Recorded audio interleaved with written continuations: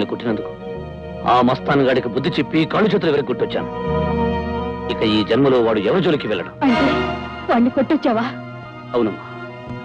అన్నం పుణ్యం తెలియని నా కన్నవాడిని కొట్టిన వాడిని చావగొట్టు కోరుకుంటానా? పుట్టుకనిచ్చిన నా కన్నవాడిని గాయపరిచిన వాడి గుండెల్ని బద్దలగొట్టు కోరుకుంటానా? అనవసరంగా మా కోసం ఎంత శ్రమ పడ్డావురా. మేము నిన్ను కన్నవాళ్ళము కాదు, పుట్టుకనిచ్చిన వాళ్ళము కాదు. ఏమండి, తొందరపడద్దండి. ఇప్పటికే ఆలస్యం చేశామే. వాడికి నిజం ఎప్పుడో చెప్పుంటే మనకి ఈవేళ ఈ కర్మ పట్టేది కాదు. మన మానాన మనం హాయిగా బతికేవాళ్ళం. ఏమిటి పెద్దదేది? నా మీద కోపం వచ్చి నన్ను బాధ పెట్టాలని అబద్ధపడుతున్నారు కదూ? కాదురా, ఇది పచ్చి నిజం. నువ్వు ఏ రౌడీ వ్యథకి పుట్టావో, ఏ దౌర్భాగ్యురాలి కడుపున పుట్టావో గాని మా కడుపున మాత్రం కాదు. లేదే, ఒక్కసారి వాడికి ఆ నిజాన్ని చెప్పి పెంచుకున్న బంధాన్ని తెంచుకుపోమనటం మంచిది. చెప్పమ్మా, నాన్న చెప్పిన నిజమా? నేను మీ రక్తం పంచి పుట్టిన వాడిని కదా? 9 నెలలు మోసి కని పెంచిన తల్లివి నువ్వు కదా? చెప్పమ్మా, చెప్పు. దాన్ని ఎందుకురా బాధ పెడతావు? నిజం నేను చెప్తున్నాను. నువ్వెక్కడ పుట్టావో, ఎవరికి పుట్టావో మాకు తెలియదు. వీధి నిన్ను మా దగ్గరికి పంపిస్తే బిడ్డలు లేని మేము నిన్ను పెంచుకున్నాము. ఒరేయ్, మా కష్టంతో పెట్టిన అన్నం, మా ప్రేమతో పెంచిన పెంపకం అన్నీ కూడా నీ రక్తంలోని రౌడీ గుణాల్ని మార్చలేకపోయాయిరా. నువ్వు ఏ పాడు రక్తానికి వారసుడువో, ఏ పాపిష్టి వంశానికి కారకుడు అయి ఉండాలి. అందుకే నీలో అల్లరి పొగరు రోజు రోజుకి పెరిగిపోతున్నాయి. ఎన్నిసార్లు చెప్పినా, ఎంత గట్టిగా చెప్పినా నువ్వు మా కొడుకు కాదు కాబట్టే మా బాటకు విలువలేదు. పోరా, ఇంతకాలం నిన్ను పెంచినందుకు మాకు తగిన బహుమతి ఇచ్చావు. ఇకనైనా మా కర్మకి మమ్మల్ని వదిలేసి ఇక్కడి నుంచి వెళ్ళిపో. అంత మాటలకు నాన్న, అంత మాటలకు. ఇల్లేళ్ళు మీ చుట్టూ అలుకున్న అనుబంధాన్ని తెచ్చుకోలేలు ఎక్కడికి పోను. ఇల్లేళ్ళుగా మీ మీద పెంచుకున్న మమతారు రాగాలు తెచ్చుకోలేరు ఎక్కడికి పోను. అమ్మా నాన్న అనే పదాలకి అర్థంగా మిమ్మల్ని నమ్ముకునలేను. ఎక్కడికి పోను, ఏమైపోను. నువ్వేమైపోయినా మాకు అనవసరం రా. మాది కాని గాలిపటం తెగిపోయి ఎక్కడికి పోతే మాకేవిరా.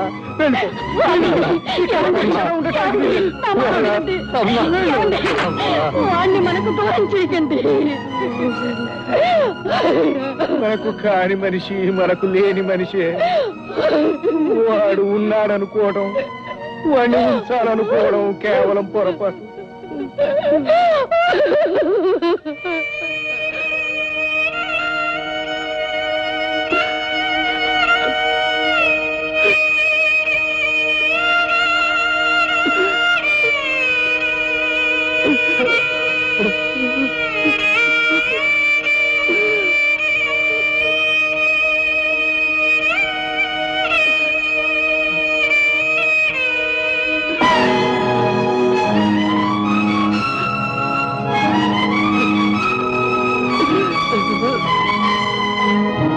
మా కోసం ఎంత శ్రమ పడ్డావురా.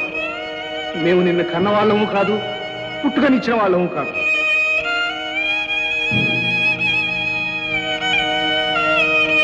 నువ్వు ఏ రౌడీ వెతకి పుట్టావో, ఏ దౌర్భాగ్యురాలి కడుపున పుట్టావో గాని మా కడుపున మాత్రం కాదురా. ఒరేయ్, మా కష్టంతో పెట్టిన అన్నం, మా ప్రేమతో పెంచిన పెంపకం అన్నీ కూడా నీ రక్తంలోని రౌడీ గుణాన్ని మార్చలేకపోయాయిరా.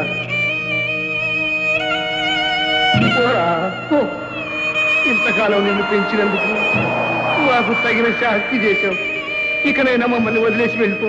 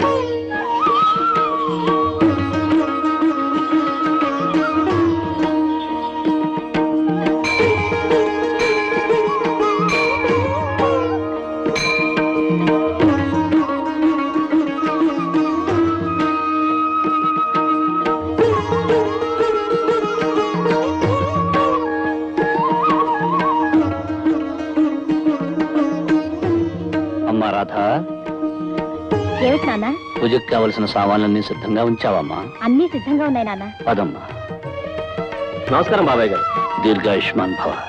ఏమయ్యా రాజు, ఈ రోజు సరిగ్గా పూజ సమయానికి వచ్చారు. రోజు ముందే వచ్చేవారుగా? అది బహుశా ఆలస్యమైన కారణం లక్ష్మీ వదిన ఉంటుంది నాన్న. అదేం కాదమ్మా, చెరువుకి నీళ్లు తెచ్చుకోవడం కాస్త ఆలస్యమైంది. దేవి దర్శనానికి రావడం ప్రధానంగానే. ఎప్పుడైతే ఏం తల్లి. ఏం బాబు, మీ దంపతులకు మా పల్లె బాగా నచ్చిందా? బ్రహ్మాండంగా నచ్చిందండి. శాశ్వతంగా మేమిద్దరం ఇక్కడే ఉండిపోదాం అనుకుంటున్నాం. సంతోషం బాబు. మీరెక్కడ ఉన్నా ఆ దేవి దీవులు మీకు ఎల్లప్పుడూ ఉంటాయి.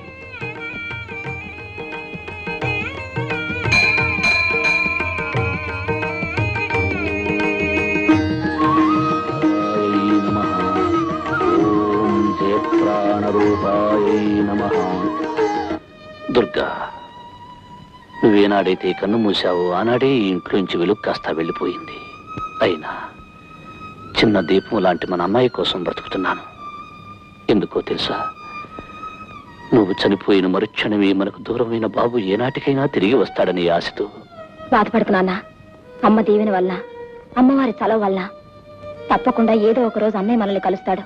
అమ్మా రాధా, నా జీవితంలో ఉన్నవి రెండే రెండు కోరికలమ్మా.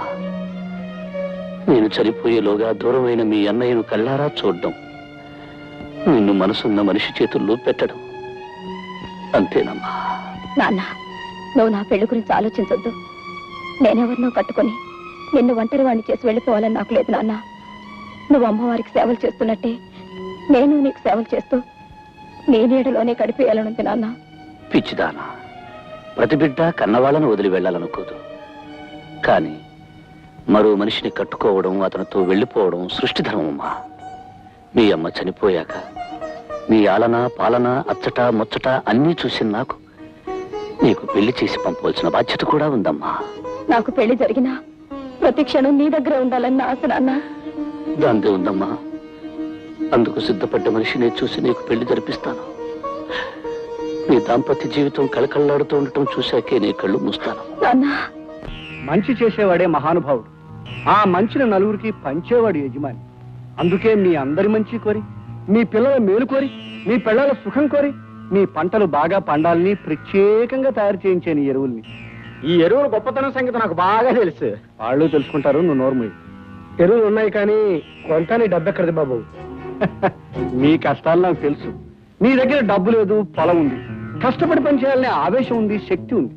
మీకు లేనిది నా దగ్గర ఉంది, అది మీకు ఇస్తాను. మీరు బాగుపడ్డాకే నాకు ఆ డబ్బు ఇవ్వండి. డబ్బు లేని వాళ్ళు నోట్ రాసి తీసుకెళ్ళండి. మీరు నాకు డబ్బు ఇవ్వడానికి కాదు, నేను మీకు డబ్బు ఇచ్చాను తృప్తికి. చాలా సంతోషం బాబు.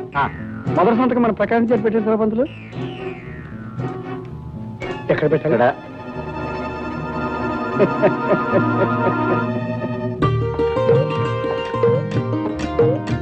రామయ్య, ఈ ఎరువుల వల్ల రెట్టింపు పంట పండుతుందంట. అదే జరిగితే మన కష్టాలన్నీ గట్టెక్కిపోతాయి ప్రకాశం బాబు. ఓలే, ఆ జగన్నాథ బాబు దయ వల్ల, ఈ నేలతల్లి సెలవు వల్ల ఈ పల్లెలో ప్రతి ఇంట్లోనూ ఈసారి కొత్త సంక్రాంతి వస్తుంది. నీ నోటి సెలవు వల్ల అలాగే జరగాలి బాబు.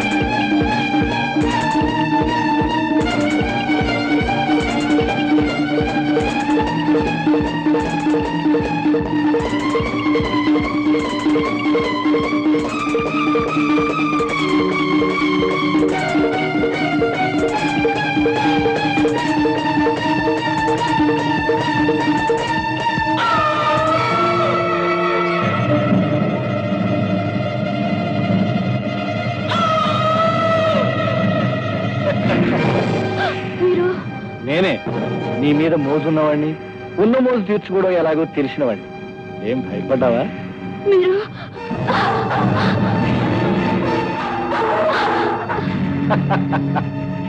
ఏం కంగారు పడకు.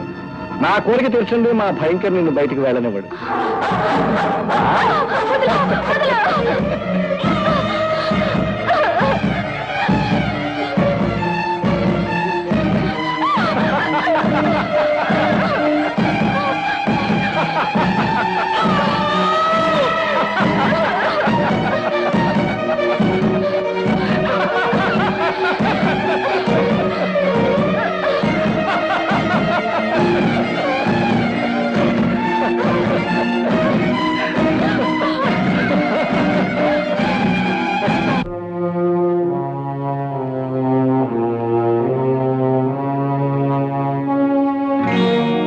లక్ష్మి లక్ష్మి ఇది అన్యాయం లక్ష్మి. నన్ను ఒంటరివాణి చేసి వెళ్ళిపోవటం అన్యాయం లక్ష్మి. నాతో బ్రతికంతా ఉంటారని చెప్పి నన్ను వదిలేసి వెళ్ళిపోయావా లక్ష్మి? నా కోసం అన్ని వదిలేసుకుని వచ్చి నన్నే వదిలి వెళ్ళిపోయావా లక్ష్మి? ఎంత ఘోరం జరిగిపోయింది.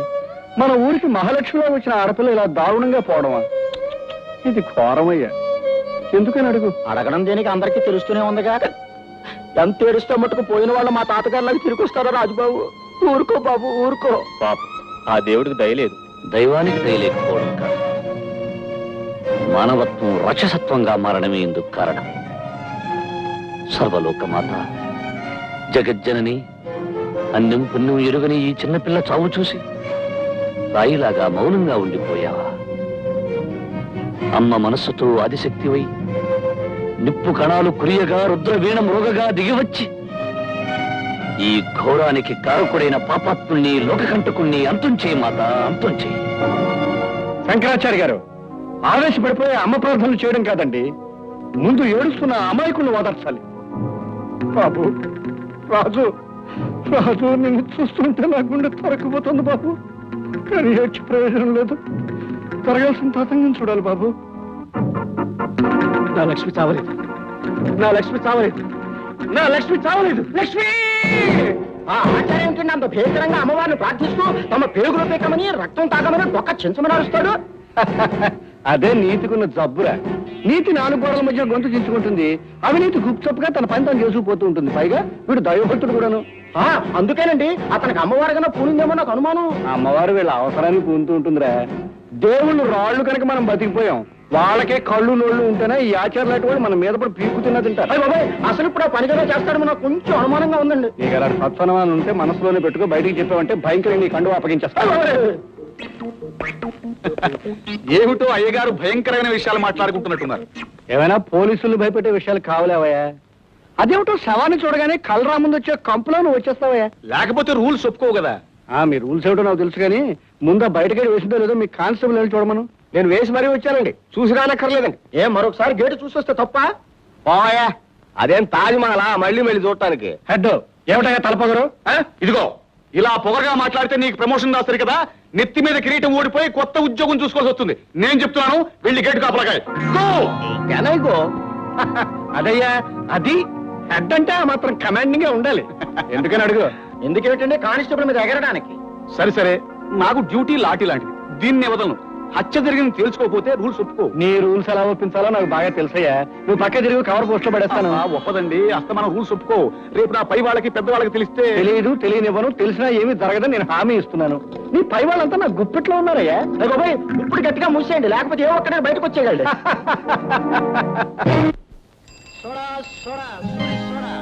ఈ సూరి సోడా అంటే తెలుగునాడే అబ్బా అంటుంది. Soda soda soda soda.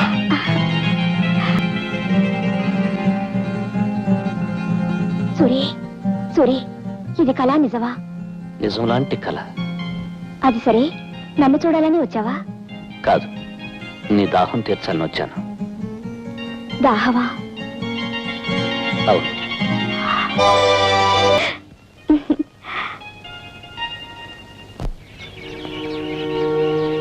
Suribabu, Suribabu, ఏంటి సూరి ఈ మధ్య ఏదో పోగొట్టుకున్న వాళ్ళు అలా దిగాలుగా ఉంటున్నావు? ఏముంది రంగన్నమ్మ, నాది అని నమ్ముకున్న అతి విలువైనవి హఠాత్తుగా నావి కావు అని తెలిస్తే ఏ మనిషి అయినా ఎలా తట్టుకోగలడు చెప్పు. సూరిబాబు, ఈ లోకంలో ఏది నాది కాదనుకుంటేనే మనసు శాంతి ఉంటుంది. ఈ శరీరాన్ని వదిలి వెళ్ళిపోయే మనిషి అవి నావి ఇవి నావి అని ఆశలు పెంచుకోవటం మంచిది కాదు బాబు. నువ్వు చెప్పేదే నిజమే రంగన్నమ్మ. ఎక్కడో పుట్టి ఎలాగో పెరిగి ఏదో ఒక రోజున కన్ను మూసి ఏ తోడు లేకుండా వెళ్ళిపోయే మనిషి బంధాలు అనుబంధాలు పెంచుకోవడం అనవసరమే.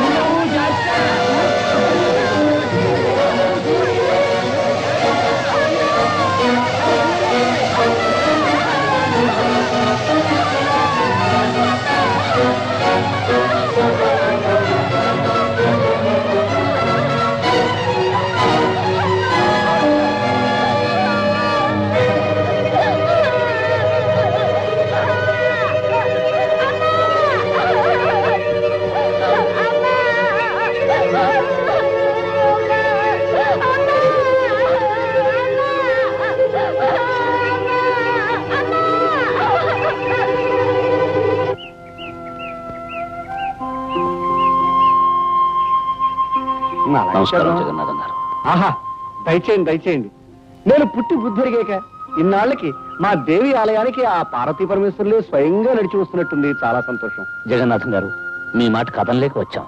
అది నా అదృష్టం, మా ఆలయం చేసుకున్న అదృష్టం, మా ప్రజలు చేసుకున్న అదృష్టం. ఈశ్వర భక్తునిగా, అమ్మవారి బిడ్డగా ఆంధ్రదేశం అంతా ప్రసిద్ధికెక్కి అటు కాశీ విశ్వనాథుని ఆలయానికి అలంకరణగా నిలిచిన తమరు ఇవాళ మా ఆలయానికి రావడంతో మా జన్మ చిత్తార్థమైంది. జగన్నాథం గారు, దైవం అన్ని చోట్ల ఉంటాడని నమ్మి మనిషిని నేను. అయితే దైవాన్ని నమ్మి మనుషులు కొన్ని చోట్లే ఉంటారు. శిథిలమైన ఈ అమ్మవారి ఆలయాన్ని వేలకు వేల ఖర్చుతో పునరుద్ధరించిన మీరు, మీ గ్రామ ప్రజలు దైవభక్తులని అర్థమైంది. మీ మధ్య ప్రశాంతమైన ఈ పల్లె పట్టున అమ్మవారి ఆరాధనలో నా జీవితాన్ని గడపాలని ఆశించి వచ్చాను. వచ్చిన మీ జీవితాలు, ఇక్కడున్న మా అందరి జీవితాలు తరించే రోజు వచ్చింది శంకరాచార్య గారు. మంచి రోజు చూసి ఆలయంలో అర్చన ప్రారంభించండి. అలాగే. నమస్కారం.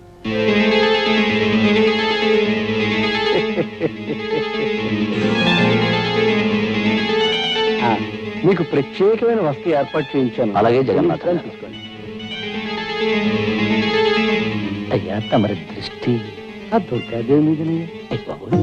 ఓం దేవీ నమః, ఓం మాయాయ నమః, ఓం సుమంగళాయ నమః, ఓం ఏకరూపాయ నమః, ఓం ఏకనాయకే నమః, ఓం మహారూపాయ నమః. ఆ మధ్య గోదావరి పుష్కరాల నాడు రాజమండ్రిలో ఆచార్య గారి అభిషేకం చేయిస్తుంటే కళ్ళారా చూశాను.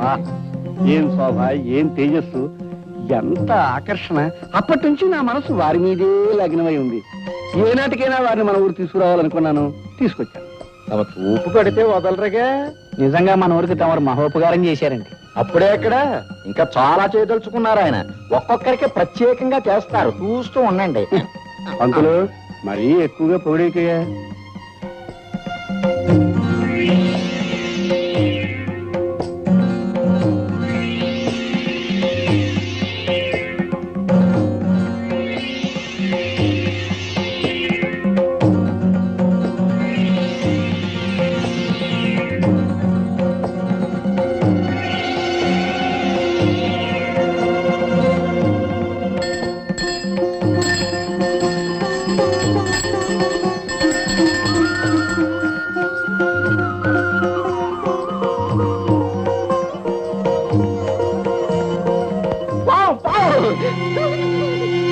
అది పావన్ అందరికీ తెలుసు. నువ్వు అరిచి చెప్పడం దానికి చంపే ఏర్పాటు చూడక. దేవుడు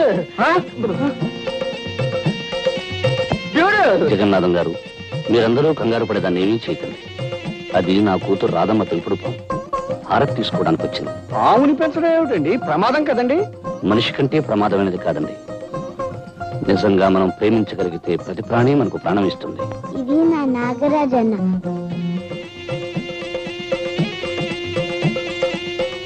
అందులో జన్మం పెట్టింది. పెడతాం తల్లి, పెడతాం. కానీ పావును దూరంగా పెట్టు. రేపు పంతులు ముందు అన్నం పెట్టవయ్యా. ఆచార్య గారు, మీ పాపతో పావుకి స్నేహం ఉన్నా దాన్ని నలుగురు మధ్య ఉంచడం మంచిది కాదండి. ఎందుకని అడగండి. అడగడం దేనికి? అది కాటేస్తే చచ్చి ఊరుకుంటాం కనుక. కనుక దాన్ని ఏ పుట్లోనే వదిలేయమని ఆ చెప్పండి. విషయం మేము ఆలోచిస్తాం. రామారాధా, భయపడకండి. సూరిబాబు, ఏం చేస్తున్నారు నాన్న? నాగన్నకి పాలు పోస్తున్నా. అలాగా. అమ్మ రాధా, నేను మాట చెప్తాను, వింటావా తల్లి? ఏవి నాన్న? రేపు మన నాగన్నని తీసుకెళ్లి పుట్టలో విడిచిపెడదామా? ఆహా, నేను ఒప్పుకోను.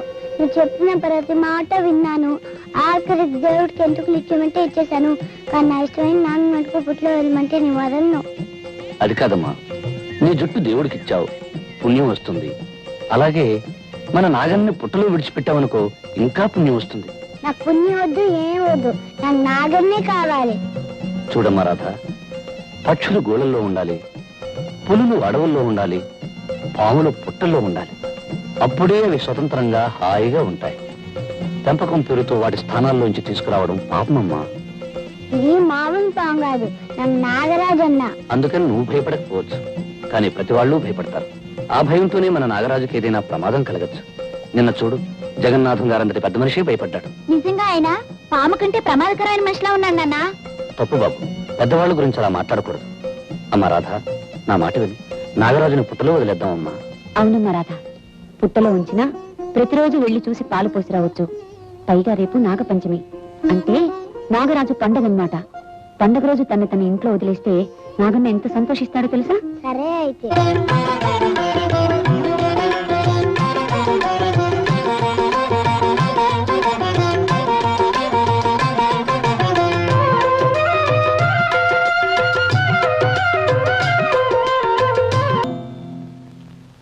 నమస్కారం శంకరాచార్య గారు.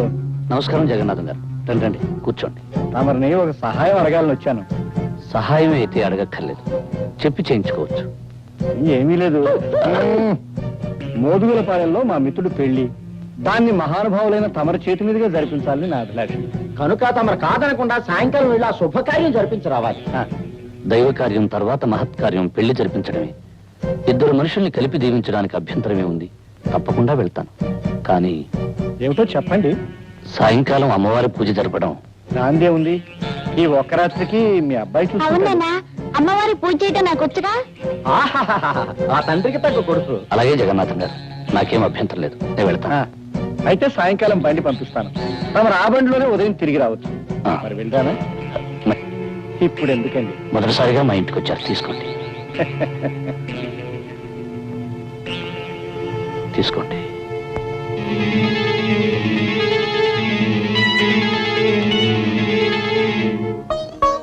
నాగరాజన్నా, నాగరాజన్నా, నాగరాజన్నా, నేను ఎప్పుడూ ఒంటరిగా వదలలేదు. ఇప్పట్లో నుంచి బయటకు వస్తే ఎవరైనా ఏమైనా చేయొచ్చు. కనుక నీ పిలిచినప్పుడు తప్ప నువ్వు బయటికి రాకూడదు. సరేనా? ఒట్టే.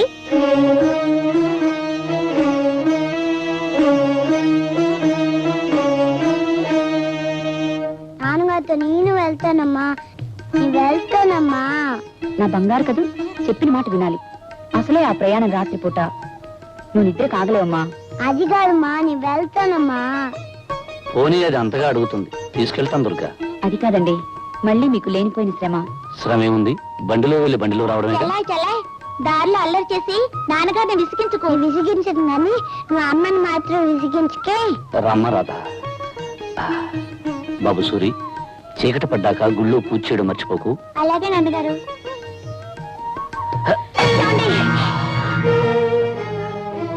ఏం పర్వాలేదు, జాగ్రత్త. పదమ్మా.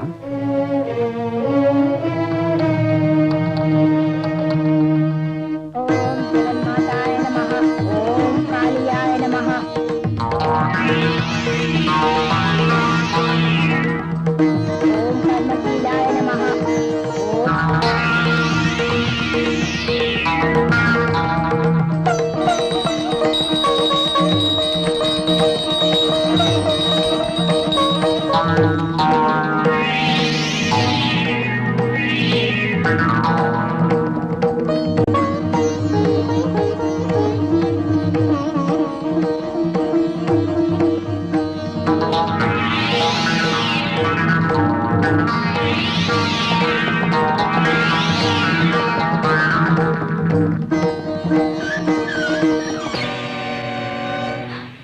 జగన్నాథం గారు, అవును, జగమెరిగిన నాథుణ్ణి, జగన్నాథం.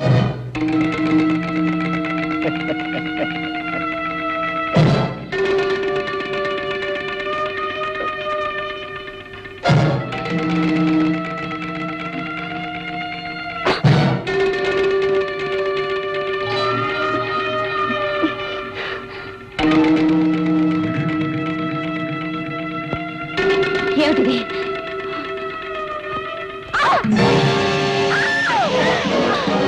పిలిచినప్పుడు తప్ప నువ్వు బయటికి రాకూడదు. సరేనా? ఒట్టే. పిలిచినప్పుడు తప్ప నువ్వు బయటికి రాకూడదు.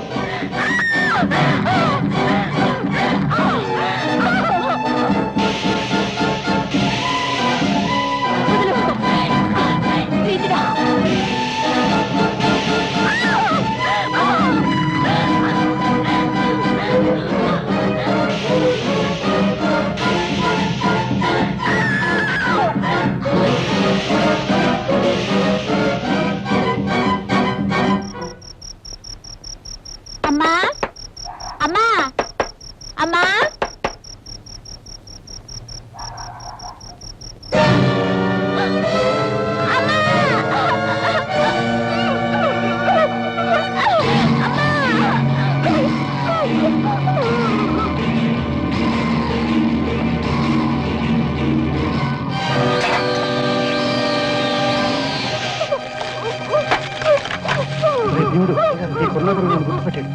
కలిసి వీడిని మంటలో పెట్టు. అలాగే ఇదిగో.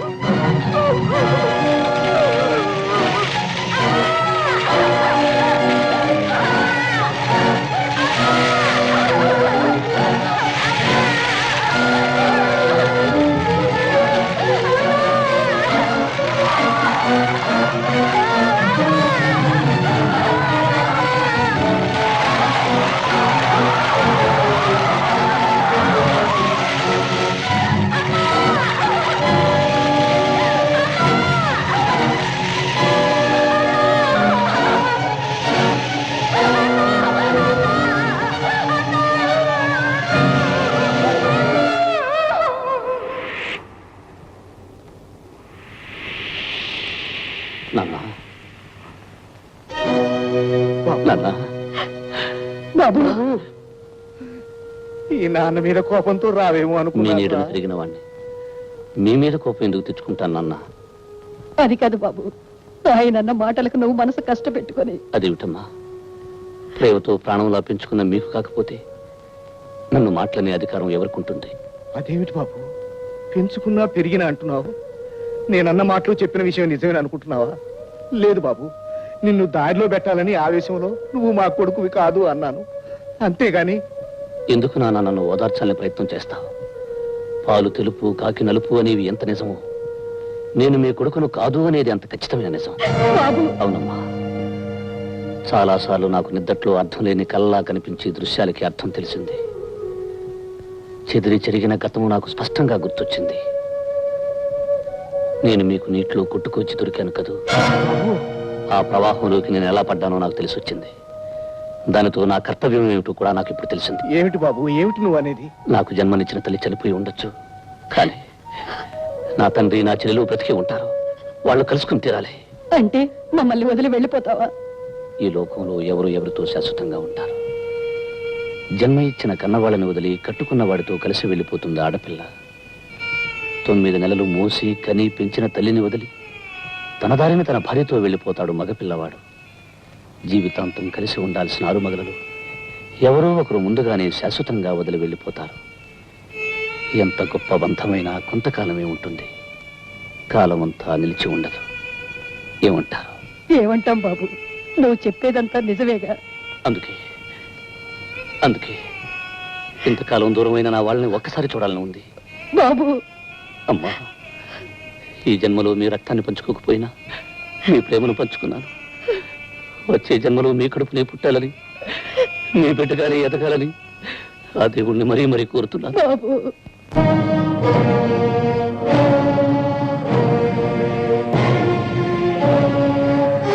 అంతా చచ్చిపోనాది. ఇక మన కడుపులో ఆకలి మంటలేరా? ఇక మన బ్రతుకు బుద్ధిరా? అవును చేస్తున్నాం, ఎలా మెట్లుగా అన్నం పెట్టలేం. ఈ దేవాన్యాయం రా దేవుడు.